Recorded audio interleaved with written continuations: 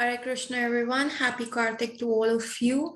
और आज हम करेंगे अपना गोपी गीत नंबर 8। आज हम गोपी गीत नंबर 8 पे और कोशिश करेंगे कि हम 9th वर्स भी करें, क्योंकि हमारी स्पीड बहुत स्लो है। वैसे तो it should not be complete, इसमें हमें भागना नहीं है कि हमें कंप्लीट करना है, लेकिन स्टिल लेट्स सी कि कितना होता है। सो इससे पहले मंगलाचरण। ओम अज्ञानतिमिरान्धस्य ज्ञानञ्जनशलाकया चक्षुरुन्मिलितं येन तस्मै श्री गुरुवे नमः। नमः ओम विष्णुपादाय कृष्णपृष्ठाय भूतले श्रीमते भक्तिवेदांत स्वामी इति नामिने। नमस्ते सरस्वते देवे गौरवाणी प्रचारिणे निर्विशेष शून्यवादी पाश्चात्य देशतारिणी। जय श्री कृष्ण चैतन्य प्रभु नित्यानंद श्री अद्वैत गदाधर श्रीवासादि गौर भक्त वृंद की जय। Hare Krishna Krishna Krishna Hare Hare, Hare Ram Ram Ram Hare Hare, Hare Krishna Krishna Krishna Hare Hare, Hare Ram Ram Ram Hare Hare, Hare Krishna Krishna Krishna Hare Hare, Hare Ram Ram Ram Hare Hare. So Hare Krishna. So coming to text number 8, तो वो है माधुर्य गिरिवा वागुवाक्या बुध मनोजया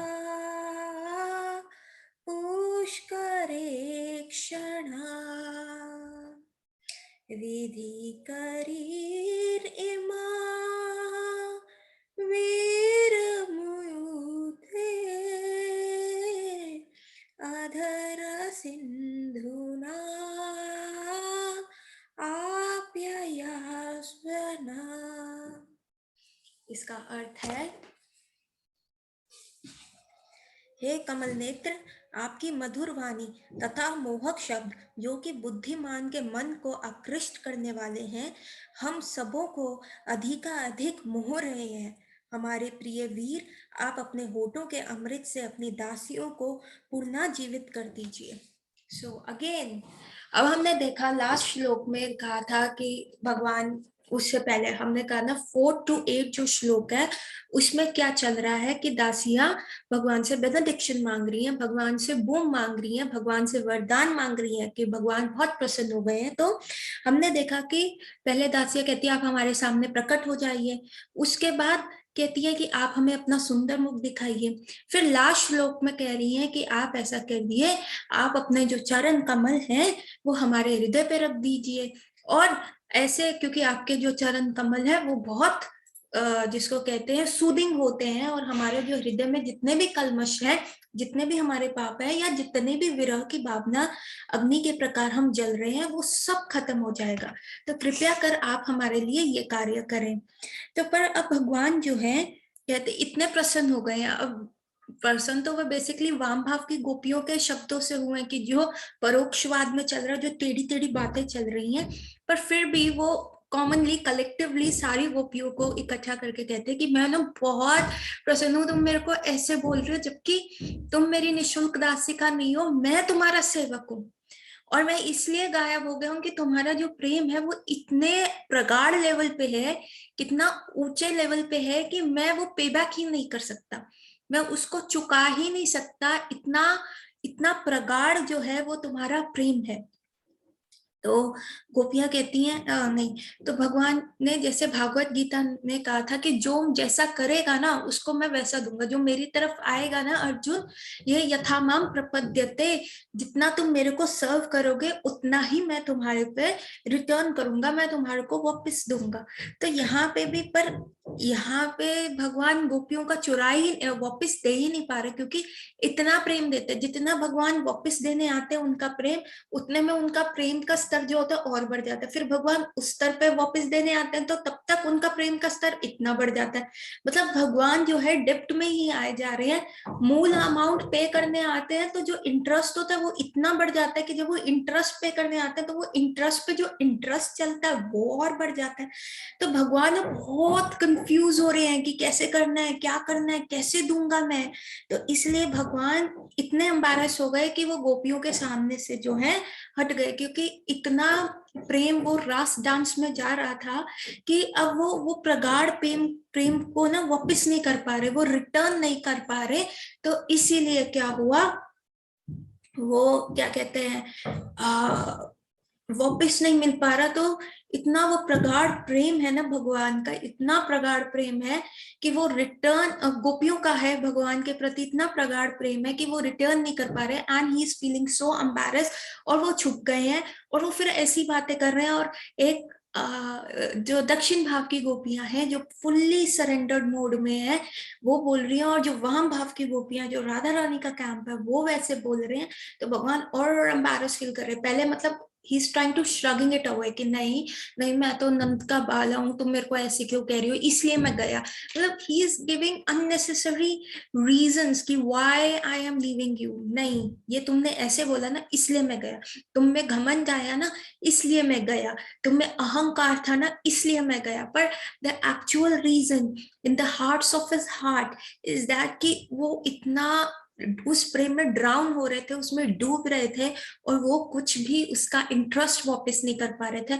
अब भगवान को भी ना दया आ गई, वो कहते हैं अरे यार तुम मेरे को ना और एम्बैरस करी जा रही हो, ऐसा नहीं है, तुम मेरे से क्यों मांग रही हो ये चीजें, तुम्हारा तो मैं ऋणी हूँ, तुम जो मेरे को बोली जा रही हो ऐसे, मैं तुम्हारा ऋणी हूँ। और जो ये मैं तुम्हारे प्रेम की गोल्डन चेन से बंधा हुआ हूँ।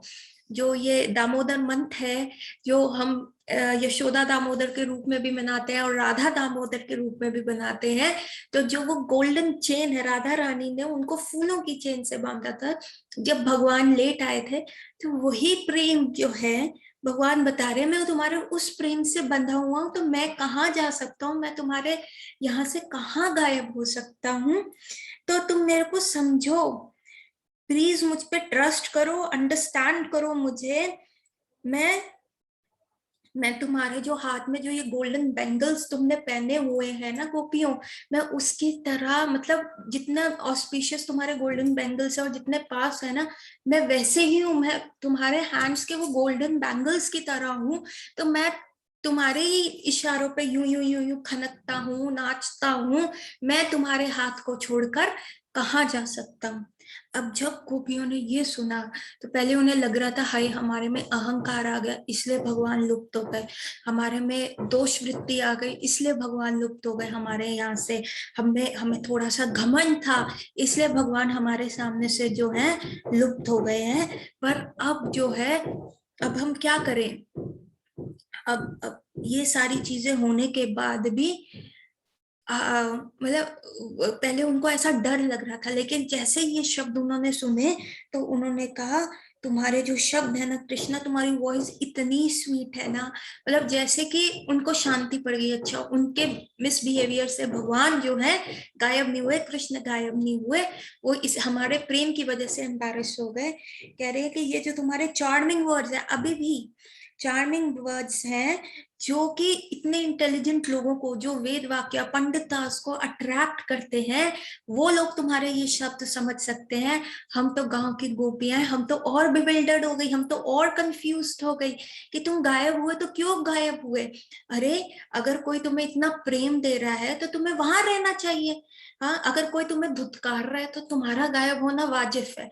लेकिन अगर कोई तुम्हें इतना प्रेम से बात कर रहा है, तुम्हारे तुम्हारे लिए मर रहा है, लुट रहा है, तुम्हारे लिए पूरा समर्पित हो रहा है, तो तुम्हें तो वहां पे रहना चाहिए। अब इसमें क्या एम्बैरेसमेंट हुई। अब एक माँ अपने बेटे को प्रेम करती है तो इसका मतलब ये थोड़ा ना कि बेटा माँ को छोड़ के चला जाएगा, या एक पत्नी अपने पति को प्रेम करती है तो इसका मतलब ये थोड़ा ना है कि मैं रिटर्न नहीं करा तो मैं यहाँ से चला जाऊं। तो ऐसा क्या हुआ, हम तो और कंफ्यूज हो गई हैं। तो तुम ऐसा करो, अभी भी गोपियां कह रही है साम दाम दंड भेद किसी ना किसी तरह जो है भगवान हमारे सामने प्रकट हो जाए। तो कहते हैं देखो हम तो इतने कंफ्यूज हो गए, तो तुम ना, हम तो भोली भाली गोपियां हैं और ये सारी चीजें हमको समझ में नहीं आती, तो तुम ऐसा करो, तुम हमारे सामने जो है प्रकट हो जाओ और हमारी ये कंफ्यूजन दूर कर दो। मतलब हमें जैसे बच्चे को आप सामने बैठ के कहते हो बेटा देखो 2+2 4 होता है, मम्मा समझ में नहीं आता आपको कि देखो फिंगर्स पे this is 1 this is 2 so this is 2 और फिर से ये 2 इज 4। तो ऐसे ही ना हमारे सामने प्रकट हो जाओ और अपने मुख से ऐसे ही और मधुर शब्द बोलो, और जो है हमारा जो कंफ्यूजन है उसको आप ना दूर करो। तो गोपियां ऐसे भगवान को कह रही हैं कि आप ना हमारा कंफ्यूजन जितना ज्यादा हो सके और उसको दूर करने का प्रयास करो। आप आओ और अपने लिप्स से जो नेक्टर है और जो मतलब नेक्टर जो है आपके शब्दों के रूप में आ रहा है, उन शब्दों से हमें समझाओ ताकि हमारा कंफ्यूजन दूर हो जाए। हम इतनी ज्यादा कंफ्यूज हो गई हैं कि तुम गायब हुए तो किस लिए हुए, हम कुछ और समझ रही थी और तुम खोदा पहाड़ तो निकला कुछ और।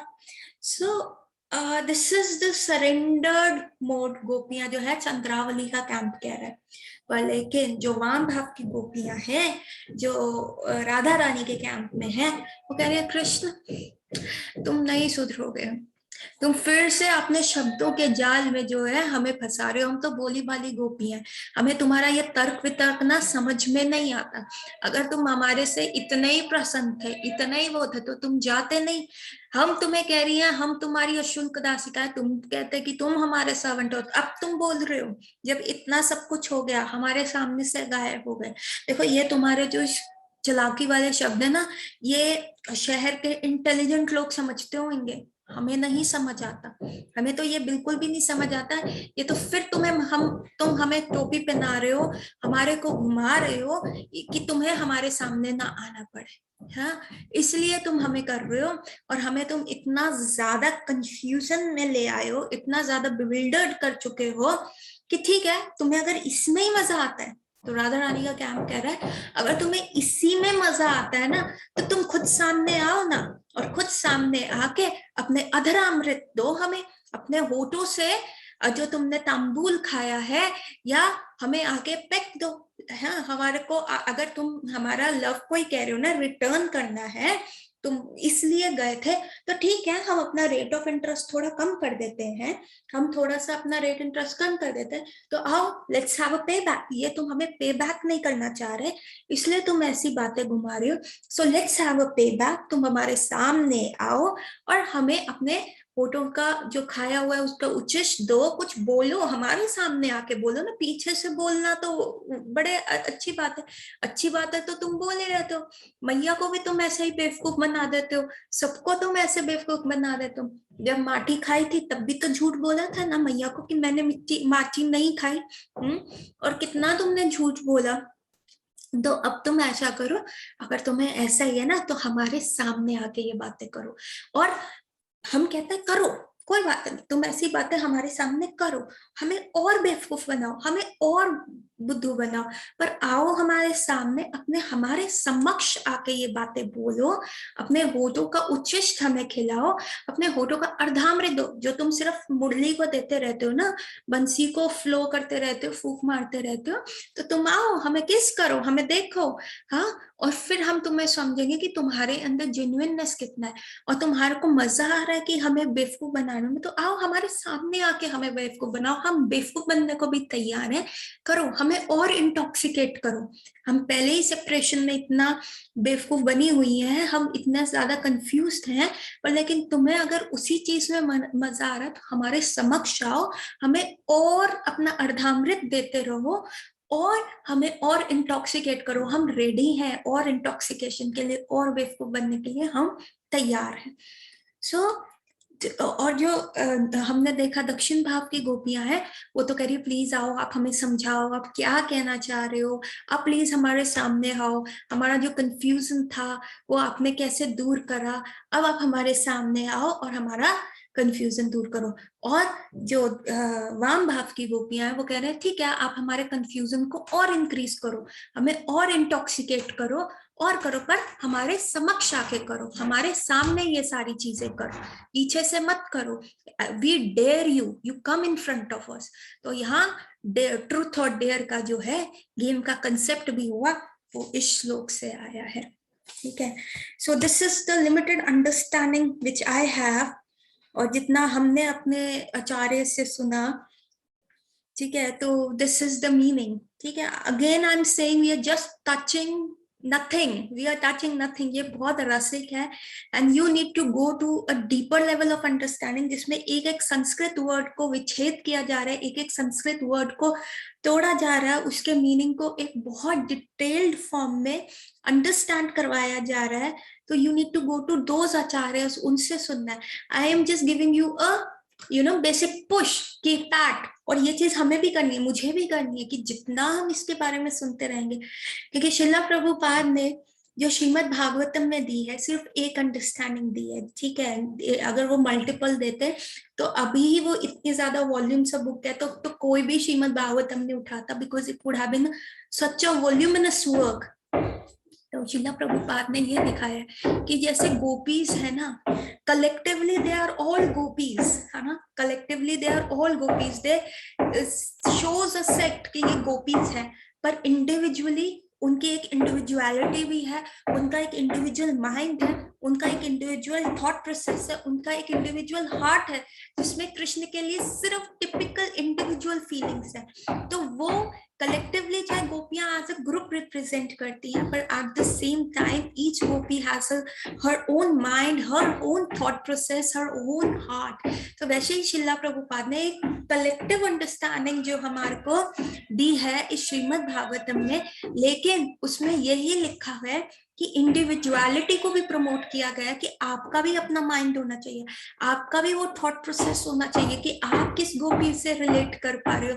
अरे आप when you are put into a such situation, तो आपके अंदर क्या है, so that individuality is also appreciated. इसलिए चैतन्य चरितामृत में भी ये लिखा हुआ है कि श्रीमद् भागवतम का एक एक शब्द, एक एक श्लोक जो है नाना अर्था का है, डिफरेंट डिफरेंट मीनिंग्स आते हैं. So it's like this. और आप उसको किसी भी एंगल से देख लो, 3D 2D, ऊपर से नीचे से, किसी भी कॉम्प्लेक्स एंगल से देख लोगे, तो वो एक डिफरेंट मीनिंग, एक डिफरेंट एक्सटेसी के साथ आपके पास वो रिवील होगा. सो इट्स लाइक कि हम जैसे आई एम अ डॉक्टर, ठीक है, तो हम क्या करते हैं, हम पेशेंट का अगर हार्ट देखते हैं, हार्ट का कोई प्रॉब्लम होता है तो पहले ईसीजी कराते हैं, अगर ईसीजी में कुछ आया तो फिर इको कराते हैं. इको भी होता है 2D इको कराना है या 3D को 3 डायमेंशनल कराना है, 2 डायमेंशनल कराना है, वो नहीं समझ आता, then we have a CT angio. वो और डिटेल टेक्निक होती है, हार्ट की वॉल्स को देखना, हार्ट की वेन्स को देखना, आर्टरीज को देखना, उसमें कोई ब्लॉकेज तो नहीं है, उसके कोलेटरल्स आर्टरीज को देखना, उसकी छोटी छोटी छोटी माइन्यूट आर्टरीज को देखना. जब वो भी नहीं होता, then we go to a angiography, जिसमें एक वेन के थ्रू एक कैमरे इंसर्ट किया जाता है, और अगर कहीं ब्लॉकेज होती है तो वो बलूनिंग किए जाते हैं. So there is different different varieties. More you go, more complex it becomes, and sometimes it become more and more specific also ना, कि हमको और सटीक देखना है और टिपिकली देखना है. We have to hit the bird's eye hair.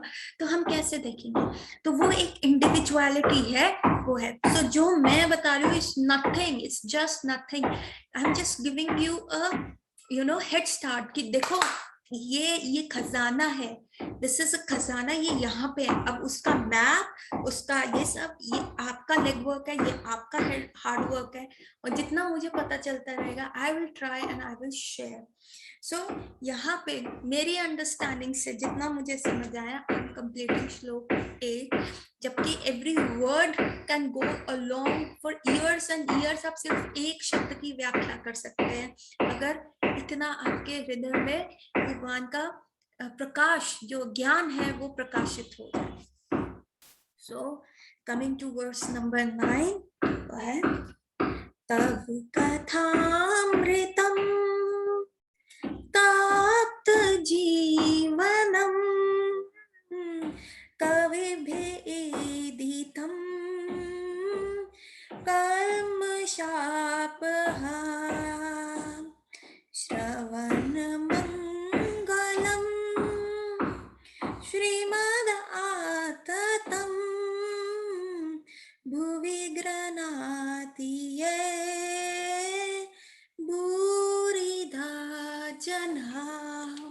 So this is a very very beautiful श्लोक, जिसका अर्थ है, अर्थ बाय हम करते हैं आपके शब्दों का अमृत तथा आपकी लीलाओं का वर्णन इस भौतिक जगत में कष्ट भोगने वाले जीवन और प्राण है के जीवन और प्राण है। विद्वान मुनियों द्वारा प्रसारित ये कथाएं मनुष्य के पापों को समूल नष्ट करती है और सुनने वालों को सौभाग्य प्रदान करती है। ये कथाएं जगत भर में विस्तीर्ण है और आध्यात्मिक शक्ति से ओतप्रोत है। निश्चय ही जो लोग भगवान के संदेश का प्रसार करते हैं वे सबसे बड़े दाता हैं। तात्पर्य श्रील प्रभुपाद के प्रिय शिष्यों द्वारा श्रील प्रभुपाद के शिष्यों की जाए। राजा प्रताप रुद्र ने यह श्लोक भगवान जगन्नाथ की रथ यात्रा उत्सव के समय श्री चैतन्य महाप्रभु को सुनाया था। जब महाप्रभु एक उद्यान में विश्राम कर रहे थे तो राजा प्रताप रुद्र विनम्र भाव से वहां गए और उनके चरण चापने लगे। चापने मतलब दबाने लगे।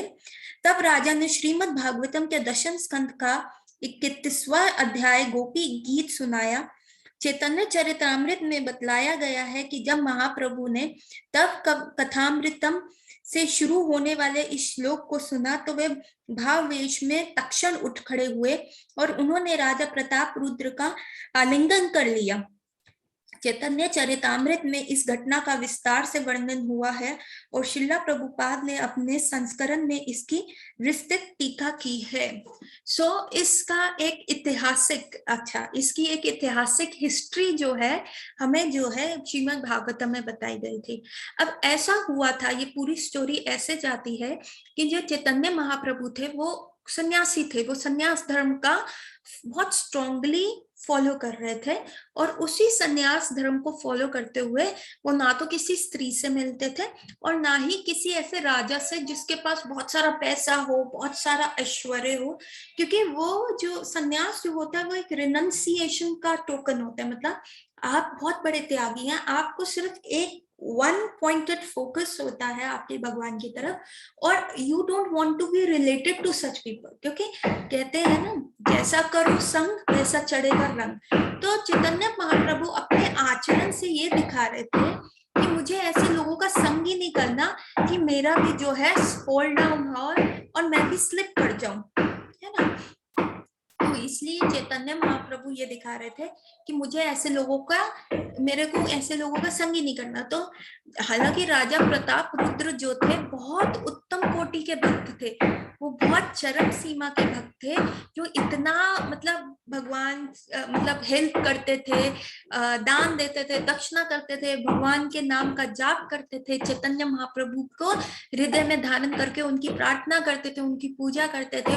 और कितनी बार राजा प्रताप रुद्र ने चैतन्य महाप्रभु से मिलने का प्रयास किया, कितने उनके पार्षद को कहा, नित्यानंद प्रभु को कहा, अद्वैत आचार्य को कहा, सर्वभौम भट्टाचार्य को बोला गया कि महाप्रभु को कहूं प्लीज मैं मिल लूं उनसे, प्लीज मैं उनसे मिलना चाहता हूँ।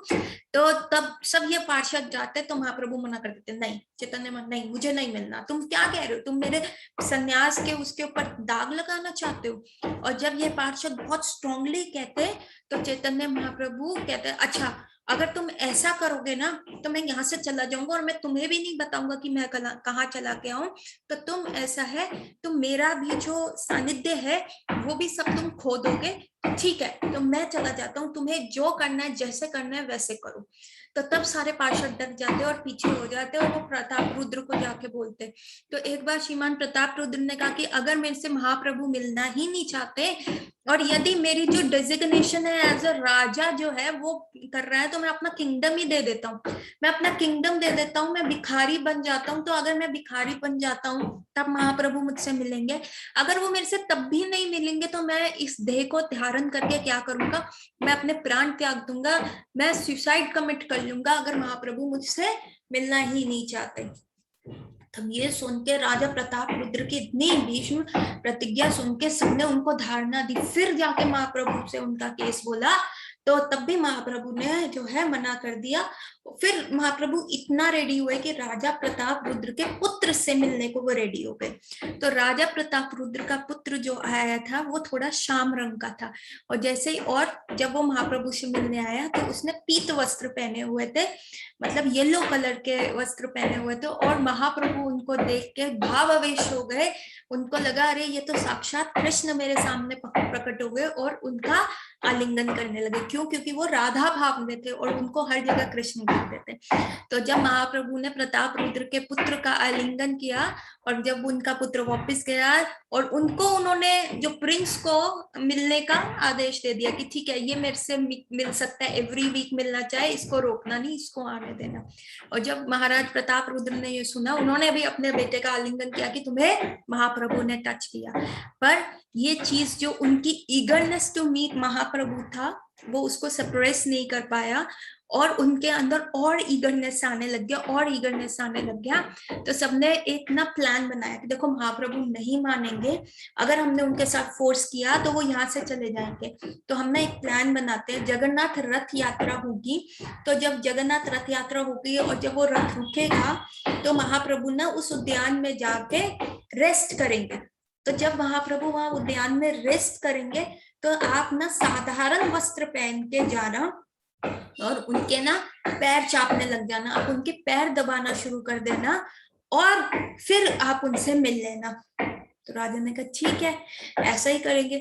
तो वैसा ही हुआ। जब महाप्रभु रेस्ट कर रहे थे गार्डन में, तो राजा प्रताप रुद्र उनसे मिलने गए। आज भी वो जगह प्रेजेंट है। जब हम जगन्नाथपुरी यात्रा में जाते हैं, जब हम जगन्नाथ जी की जगन्नाथपुरी की हम परिक्रमा वगैरह करते हैं, तो आज भी वो जगह है, वो देखी जाती है। तो जब राजा वहां पे गए और उन्होंने देखा कि कितना सुंदर ये सब कुछ है, और उन्होंने महाप्रभु के चरण दबाने शुरू किए, और जैसे ही उन्होंने महाप्रभु के चरण दबाए, तो क्या हुआ, उन इतने भावावेश में आ गए राजा कि वो गोपी गीत गाने लगे। और जब वो इस वर्स के ऊपर आए, तो महाप्रभु जो इतना कंट्रोल करके बैठे हुए थे, मतलब इतना वो हो गए थे, उनको पता ही नहीं चल रहा था कौन है। और जब उन्होंने कहा ये वाला वर्स गाया, तब कथामृतम तप्त जीवनम, अभी हम इसका मीनिंग करेंगे, तो वो इतने भावावेश में हो गए कि उन्होंने राजा प्रताप रुद्र को आलिंगन कर लिया। तो दिस वर्स मार्क्स कि महाप्रभु भी राजा प्रताप रुद्र से मिले। हालांकि उनको अंदर से पता था कि उनके पार्षद, क्योंकि वो भगवान थे, स्वयं कृष्ण थे, तो उनको पता था कि what conspiracy was going on, और कैसे ये राजा प्रताप रुद्र जो है उनसे मिलने आ रहे हैं। तो this verse mark the historical event.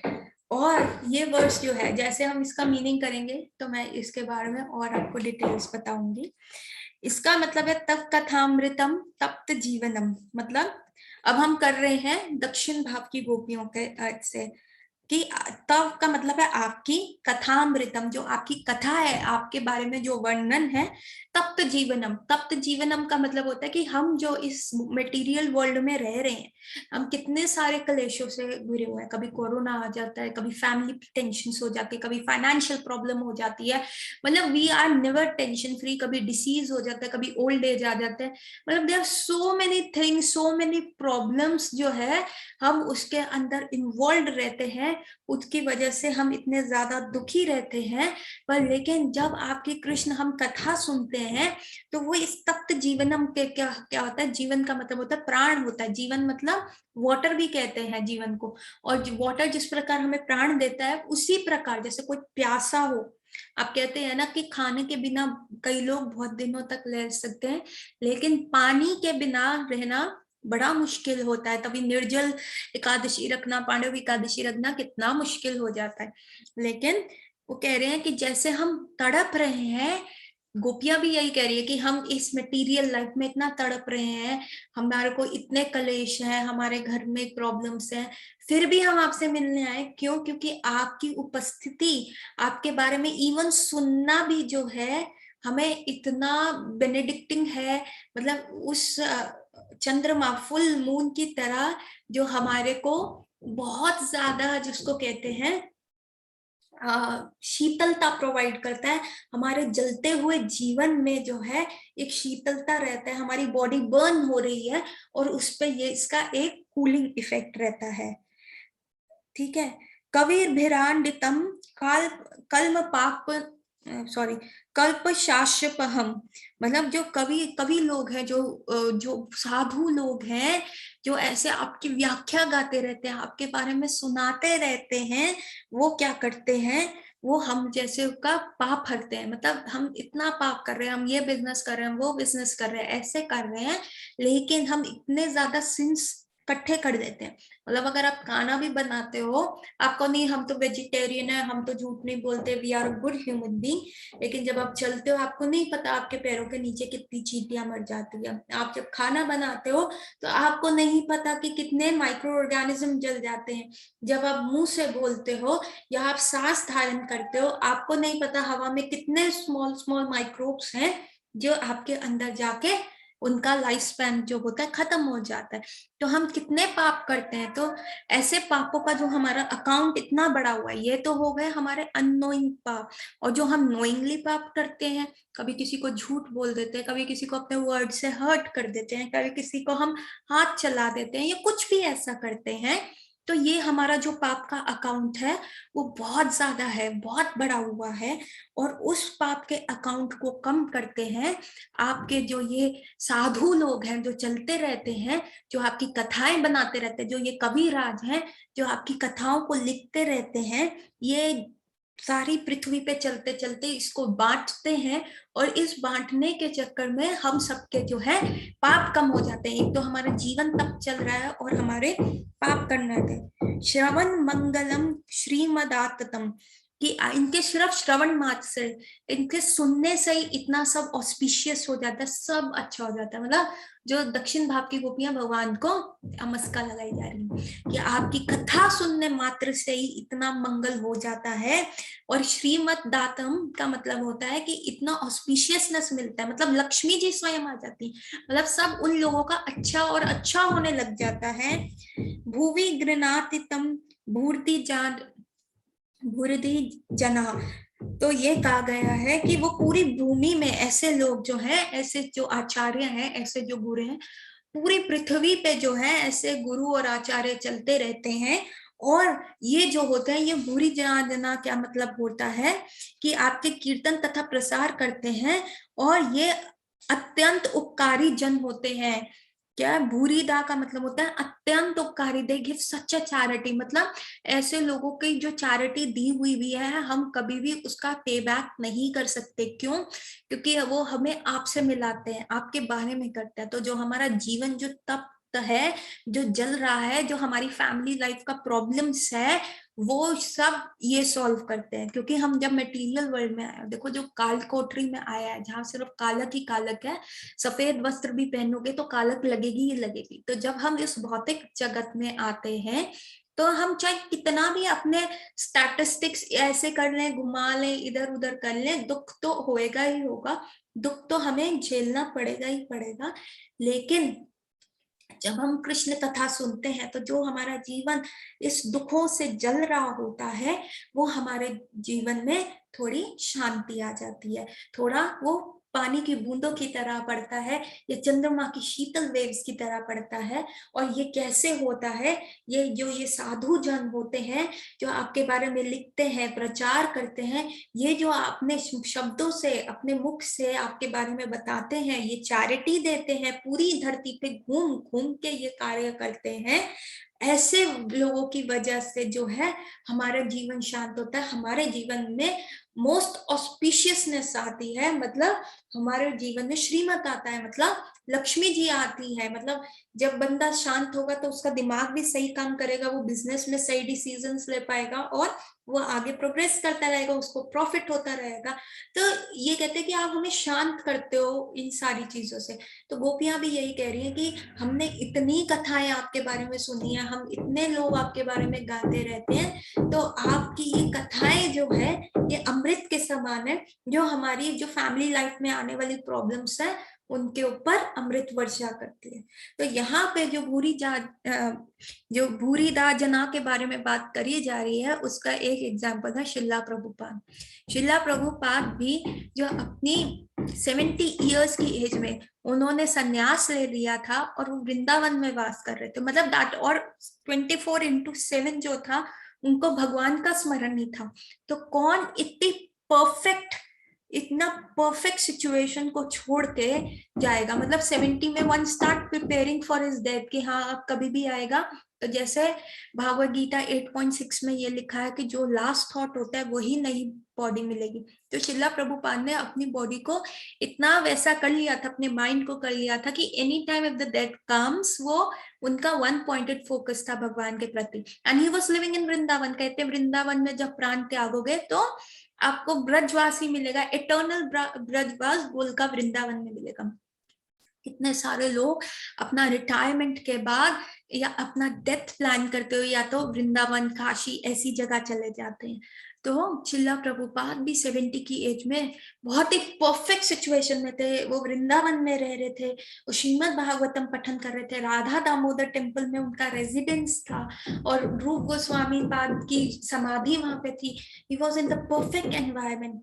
पर फिर भी क्योंकि उनका हार्ट इतना चैरिटेबल था और उनके गुरु महाराज की जो आज्ञा थी, उन्होंने अपनी परफेक्ट सिचुएशन को छोड़ के, वृंदावन को छोड़ के वो अमेरिका चले गए।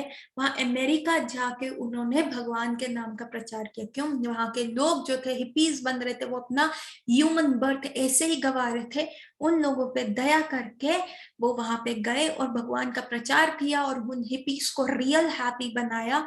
उन हिपीज को उन्होंने वैष्णव बनाया, जिनमें कोई भी इवन हाइजीन के भी बेसिक प्रिंसिपल्स नहीं थे। उनको उच्च कोटि का सन्यासी बनाया। तो ऐसे जो है ये लोग जो है उनके जलते हुए जीवन पे अमृत किया, उनको कृष्ण ज्ञान दिया, उनको कृष्णा कॉन्शियसनेस दिया।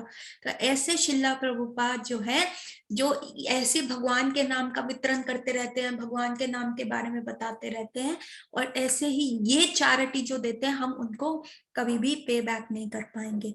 और आज जो है शिला प्रभुपाद का, जिसको कहते हैं आज के दिन, शिला प्रभुपाद ने अपनी ये लीलाएं समाप्त करके भगवान के धाम एंटर किए थे, नित्य लीला प्रविष्ट हुए थे शिला प्रभुपाद। आज ही उन्होंने अपना देह त्याग किया था और वो लीला उन्होंने करी थी वृंदावन में। तो आज इस श्लोक से हम शिला प्रभुपाद के उन सारी अचीवमेंट्स और को एक्नॉलेज करते हैं और हम प्रयास करते हैं उनको हम पे बैक तो नहीं कर सकते कभी भी, लेकिन जो उन्होंने इतना राइप ओल्ड एज में इतना सब पेन सह के, मतलब आज आपको कोई कहे प्रचार करो, ठीक है आप यंग एज आप चले जाओगे, पर 70 साल की उम्र में हमें नहीं पता कैसा कौन सा जॉइंट फील नहीं करता। तो मेरे को अभी कुछ दिन पहले मेरे लेफ्ट नी में चोट लग गई थी और वो इतना ज्यादा पेनफुल हो गया था कि क्लिनिक में बैठना, चौकड़ी मार के बैठना, इधर उधर चलना बिकेम वेरी डिफिकल्ट। तो उस समय जो है आपका ध्यान इन सारी चीजों से हट जाता है और आपका वन पॉइंटेड फोकस आपके नी पे जाता है, अरे यार कोई दवाई दे दो, ऐसा कर दो। और तब आपका माला जब कैसा चल रहा है और आपका आप क्या ट्रांसलेशन कर रहे हो, आप क्या पढ़ रहे हो, कार्तिक है, ये सब माइंड से फ्लाई ऑफ हो जाता है। और शिला प्रभुपाद 70 की एज में जब उनका शरीर इतना ज्यादा एजेड था, ओल्ड था, जो भौतिक शरीर था उनका, पर स्पिरिट तो उनका यंग था, और वो कार्गो शिप में गए, नॉर्मल प्लेन में भी नहीं गए, कोई प्रॉपर शिप में भी नहीं गए, कार्गो जिसमें कार्गो सामान ट्रेवल किया जाता है उस शिप में बैठ के गए, जहां उनको 2 बार हार्ट अटैक भी आए। वो भी उन्होंने सहे कि बस मेरे को भगवान के नाम का जो है प्रचार करना है, लोगों को करना है। तो जब उन्होंने इतना हमारे लिए त्याग किया, अपना वृंदावन की कंफर्टेबल पोजीशन को छोड़ के, हम उनको कभी भी इस चीज में पे बैक तो नहीं कर सकते। हम जो उनको सिर्फ एज एन ऑफरिंग दे सकते हैं कि हम शिला प्रभुपाद की जो बुक्स हैं हम उनको पढ़ें, उनको समझें, हम अपना नाम जप करें, उनके द्वारा दिए हुए सिस्टम को फॉलो करें, ताकि हम भी उनके अनुगत्य में कृष्ण की, राधा कृष्ण की सेवा कर सके। तो ये हमारी एक छोटी सी ऑफरिंग होगी शिला प्रभुपाद के लिए, जिन्होंने हमारे लिए बहुत बड़ा सैक्रिफाइस किया। और आज ही के दिन उनका जो है आविर्भाव दिवस है, मतलब उन्होंने अपना देह त्यागा था। आविर्भाव कहते हैं या डिसअपेरेंस डे कहते हैं इंग्लिश में, हम कंफ्यूज थी। एक होता है अपीयरेंस डे, एक होता है। सो ये जो भक्त होते हैं इनका बर्थ और डेथ नहीं होता। जैसे सन अपीयर होता है मॉर्निंग में और डिसअपेयर हो जाता है इवनिंग में, और अगले दिन फिर अपीयर होता है और फिर इवनिंग में डिसअपेयर हो जाता है, ऐसे भक्त शिरोमणिस का अपीयरेंस डे होता है। वो अपनी मर्जी से आते हैं और अपनी मर्जी से चले जाते हैं, डिसअपेयर हो जाते हैं हमारी कॉमन साइड से, हमारी साइड से। वो इटर्नली एंड एटर्नली रहते हैं। शिला प्रभुपाद ने लिखा कि वह अपनी किताबों में, अपने पर्पस में, अपनी एक्सप्लेनेशंस में वो हमेशा हमारे साथ रहेंगे, हमें हमेशा गाइड करते रहेंगे। तो शिला प्रभुपाद की जाए, और हम सबको ये उनका जो मिशन है उसको आगे बढ़ाना चाहिए और अपने आप को और परफेक्ट करते रहना चाहिए। सो जो हमने अभी ये मीनिंग डिस्कस किया, ये हमने डिस्कस किया है फ्रॉम द भाव, from the point of view of जो चंद्रावली सखी है, जो दक्षिण भाव की गोपियां हैं, उनके हिसाब से डिस्कस किया। अब हम आते हैं वाम भाव की गोपियों के हिसाब से। अब वाम भाव की गोपियां जो हैं बड़ी गुस्से में, क्योंकि कृष्ण बातें बड़ी कर रहे हैं लेकिन आ नहीं रहे। तो कहती है कि देखो कृष्ण, हम अपनी फैमिली लाइफ में ना बहुत कंफर्टेबल थे। हमारे पति थे, सास थे, हमारा घर का काम था, हमें गाय गाय रखी हुई थी, तो हमारे 24/7 ना बहुत बिजी थे। पर तुमने कॉन्स्पिरेसी की, तुम्हारे बारे में सुनने से ही, तब कथामृतम, तुम्हारी कथा सुनने के लिए, जो तुम कहते हो ना ये अमृत है, ये एक्चुअली अमृत नहीं है। तप्त जीवनम, जीवन का मतलब होता है पानी, भी जीवन को कहा जाता है। और उन्होंने कहा कि हमारी लाइफ ना बहुत ब्राइट एक ऑयल लैंप की तरह चल रही थी। ठीक है, we were like an oil lamp. तप्त मतलब हम ऑयल लैंप थे, तप्त का मतलब जलना भी होता है और एक ऑयल लैंप भी होता है, तप्त जीवनम। और तुमने क्या किया, तुम्हारी कथा ने आके उस पर पानी फेर दिया। मतलब we were very comfortable in our family life, हम अपनी फैमिली लाइफ में बहुत हैप्पी थे, अपने पति के साथ, अपने बच्चों के साथ, सास ससुर, फेस्टिवल्स के साथ, हम हमारी गाय थी, friends and everything, we were so busy. लेकिन तुमने एक कॉन्स्पिरेसी की, तुमने ऐसे लोगों को अपॉइंट किया जो जा जाके दरवाजे दरवाजे पे जाके तुम्हारी कथाएं सुनाते हैं, और उन्होंने हमारी कंप्लीट फैमिली लाइफ जो है डिस्ट्रॉय कर दी, कि अब हमारा फोकस उस तरफ है ही नहीं, अब हमारा ब्रेन वॉश हो गया और हम तुम्हारी तरफ है। तो वो जो हमारा फैमिली लाइफ का जलता हुआ लैम्प था, उसका जीवनम, तुमने उस पर पानी फेंक दिया। और ऐसे लोग, तो कौन कौन है ये लोग जो तुम्हारे में मारे बातें करते हैं? ये लोग जो हैं ये व्यासदेव हैं। सिर्फ वही तुम्हारे बारे में अच्छे गुण गा सकते हैं। और ये क्या करते हैं, लोगों के जगह जगह जाके कहते हैं, कहने को कह रहे हैं मंगल काम कर रहे हैं, ठीक है, ऑस्पिशियसनेस ला रहे हैं, लेकिन उनका पैसा लूट लेते हैं, श्रीमत चली जाती है उनकी। कैसे चली जाती है? क्योंकि तुम्हारे बारे में सोचते रहते हैं, तुम्हारे बारे में पढ़ते रहते हैं, तुम्हारे बारे में उनको सारी चीजें पता कर चलती हैं, लेकिन तुम सामने आते नहीं हो। तो वो क्या होते हैं, वो पागल हो जाते हैं कि अरे ये किसके बारे में बता रहे हैं, ये कृष्ण के बारे में नहीं। अच्छा अच्छा, कृष्ण कहाँ मिलेंगे? वृंदावन। वो वृंदावन आते हैं, तुम्हें ढूंढते रहते पागलों की तरह, इधर उधर उधर ढूंढते रहते हैं, तुम मिलते नहीं हो। उतना में उनका बिजनेस खराब हो जाता है, उनकी फैमिली लाइफ डिस्ट्रॉय हो जाती है, उनके बीवी बच्चों ने गालियां देने शुरू कर देते हैं, और वो यहाँ पागलों की तरह, तुम मिलोगे नहीं। और वो उन्होंने तुम्हारे बारे में इतना सब सुना हुआ है कि तुम कितने ऑस्पिशियस हो, तुम पाप को हटा दोगे, मतलब तुम हो नहीं, तुम्हें चने की झाड़ पे बताया चढ़ाया गया है, इतनी सारी तुम्हारे बारे में बातें करी गई हैं कि अगला बंदा बेवकूफ होकर तुम्हें ढूंढने आता है, अपना टाइम खोटी करता है, अपना टाइम वेस्ट करता है, लेकिन तुम उस समय उनको मिलते नहीं हो। और इतने में उनका जो फैमिली लाइफ होता है, इनका जो सारी चीजें होती है, वो सब डिस्ट्रॉय हो चुकी होती है। तो क्या फायदा ऐसे करने का, क्या फायदा इन सारी चीजों का? तो उतने तो ये जो तुम्हारी कथाएं है ना, तो राधा रानी का क्या कर रहे हैं, जो इन लोगों को लगता है ये चैरिटी कर रहे हैं, ये एक्चुअली चैरिटी नहीं कर रहे, भिखारी बना रही है। क्योंकि तुम सामने आते नहीं हो और हमारी फैमिली लाइफ डिस्ट्रॉय हो गई है, और हम किसी भी काम में अपना ध्यान नहीं दे सकते, और हम क्या करते हैं, इधर उधर बेग करते रहते हैं।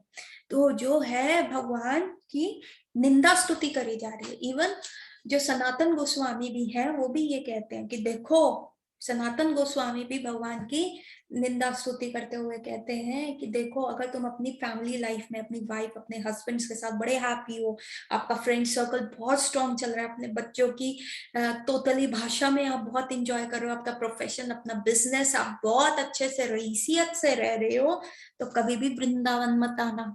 और वृंदावन आ भी जाओ तो तुम जमुना जी के तट पे नहीं आना, और बाय चांस तुम जमुना जी के तट पे आ भी जाओ तो आंखें बंद कर लेना, वहां कदम के पेड़ के नीचे एक काले रंग का लड़का है जो मुरली बजाता है, उसके बारे में तो देखना भी नहीं, सुनना भी नहीं, उस तरफ भी मत देखना, नहीं तो वो तुम्हारी ये सारी जो तुम्हारी फैमिली लाइफ है सब चौपट कर देगा, तुम्हें भिखारी बना देगा, क्योंकि वो तुम्हें एक झलक में पागल कर देगा और फिर वो तुम्हारे सामने आएगा नहीं, और तुम पागलों की तरह उसको इधर उधर वृंदावन के कुंज निकुंजों में, गली गली में ढूंढते रहोगे और वो तुम्हें नहीं दिखेगा। तो जो वाम भाव की भी गोपियां कह रही हैं, तो ये जो पंडित हैं, ये जो है एक्चुअल में ये चैरिटी नहीं कर रहे, ये लोगों को बैठे बैठे जो चैरिटी दे रहे हैं, ये एक्चुअली जेनोसाइड कर रहे हैं, मतलब ये प्लांट कर रहे हैं सबके बॉडी में न्यूक्लियर बम, और ये लोगों को मारने का तरीका है, क्योंकि तुम दिखोगे नहीं, उनकी फैमिली लाइफ जो उनके पास था वो भी उन्होंने गवा दिया एक प्रॉमिस से कि एक बहुत अच्छी चीज मिलेगी, वो तुम मिलोगे नहीं, और बस बात खत्म, एवरीथिंग विल स्टॉप। सो ये जो था कि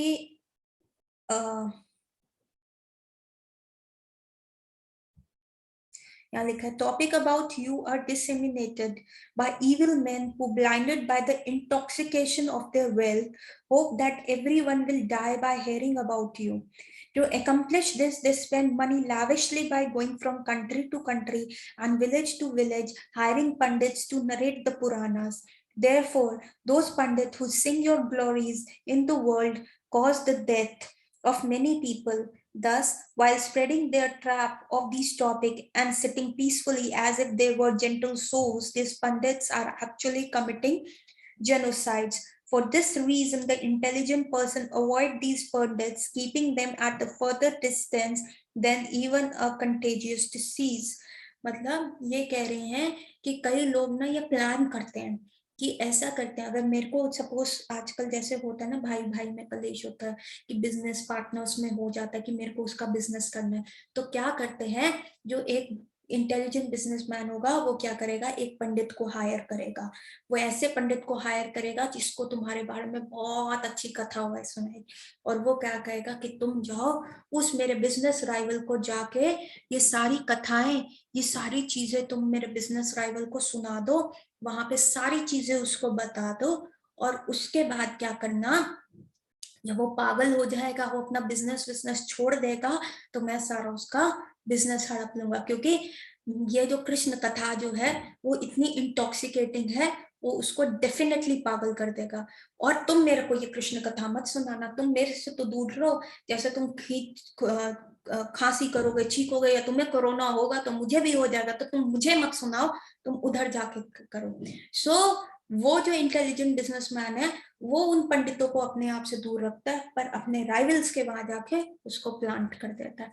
तो ये सारी जो चीजें हैं ये बताई जा रही हैं इस श्लोक में, कि कैसे जो है, मतलब भगवान की कथाएं जो है उसने हमारी फैमिली, वाम भाव की गोपियां कह रही है, फैमिली लाइफ को डिस्ट्रॉय कर दिया।